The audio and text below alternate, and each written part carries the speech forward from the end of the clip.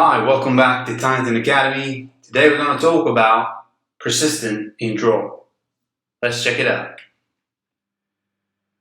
So for this particular example, I've created a page and I've got 3 text fields here and a toggle button, and I've also got another strip with 3 text fields inside.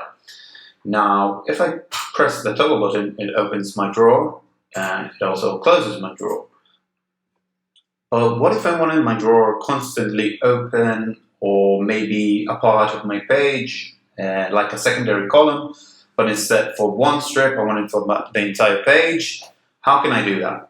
Well, there's a way, and that's called persistent mode. So if I click on the gear icon on the drawer element and click on interactivity and enable persistent, you can now see the whole page has shifted to the right and the shadow of my drawer is gone, and now it is a part of my page. So if we save this and refresh my preview,